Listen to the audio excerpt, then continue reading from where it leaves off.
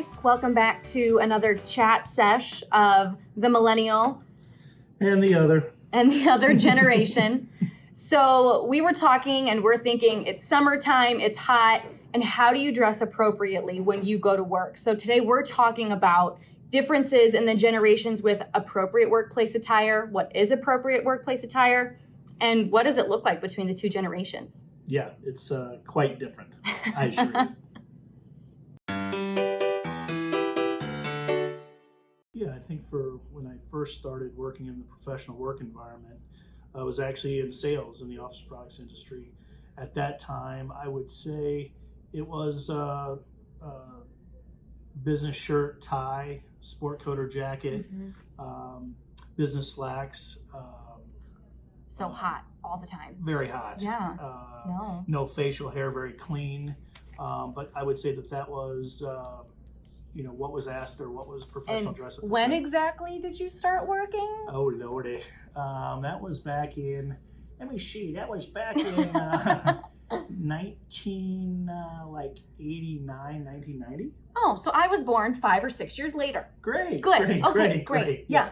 So, I think for me, when I first started just a couple years ago in the workforce, I originally started in the education field. And I think how I dressed then really translates to how we dress now at Office Essentials, where most day-to-day is pretty just business casual. I think if you were to define it by that, it's just simple, colored denim jeans, I think, are very popular for females. Jeans. I know. But they're colored, so it doesn't look like jeans. But just, a pair of pants, not necessarily dress slacks, and an appropriate top or a dress or whatever. It's not very, I'm not in a pencil skirt with heels and a blouse and all that every day. That's a little bit too much. I'm laughing because you said pencil skirt.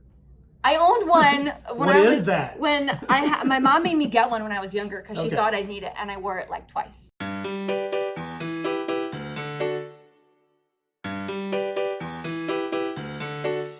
I think the biggest difference as far as dress between the generations, first let me preface, I would say Office Essentials is probably a mainstream company where our internal staff, we deal with external customers, so I would say it's pretty mainstream or neutral as far as the generations we cover and also the environments we cover or the staff we cover. Yeah. So I would say it's pretty neutral. Yeah, we're pretty middle ground. I Yeah. think we dress that typical business casual Yeah. most day to day.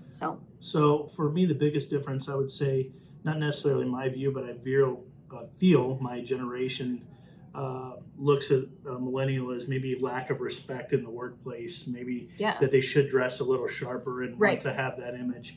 I don't view it that way. I think it's more of it's a changing of times to be comfortable in your work environment and express yourself and be more comfortable. So I would say that's the biggest gap that I feel is the people portray maybe a lack of respect or I don't care type attitude. Yeah, and then I think from what my generation sees to yours is very, I feel, what works, so you stick to it, right? You know that a pair of khakis and a polo works day to day, and so you have 2 or 3 different khakis that are the exact same style and the exact same polo shirt in 5 different colors because it works. It'll get you through the work week, and you still look safety blanket. Right? Yeah, it's your security blanket. Yeah. It's your, my comfort spot. But I think for millennials, for people that are younger, we see fashion and the way you dress and that you bring yourself forward as a way to express yourself. So, you see a lot of females that wear bright colored shirts, or you do your hair different, or they even wear, fun colored lipsticks and how they do their makeup as a way to express themselves. Or, the guys are very on trend with the funky socks that I think are becoming more, well known and common in the workplace. So skinny pants. Right. I think it's becoming a way to express ourselves while still trying to be professional, whereas you all were, I have a polo in these, basic colors, and I have a pair of khakis, and I wear that every day, and that's just how it was. So and is. And still is, yeah.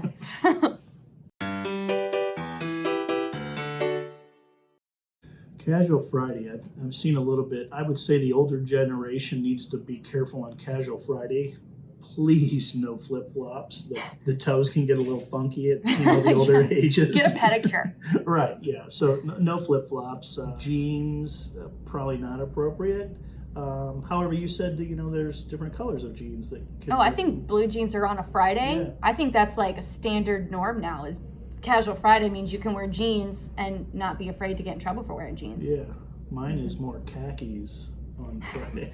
Khakis are casual on Fridays, apparently. Yeah, and maybe a polo on Friday. Oh, a polo. Imagine that. Shorts. Again, I got to be very careful at the age that that I'm representing here, because not everybody's legs look so great. Yeah. So to me, I would hedge on the side of not showing a lot of skin, whether it be your feet, your legs, certainly your arms are probably appropriate, but that's how I would hedge it. Yeah, I think if you're going to wear shorts, they have to be of an appropriate length, and you obviously don't want anything super tight or revealing. Yeah. I always say we have work clothes and we have weekend clothes. So save your weekend clothes for when you're not at work.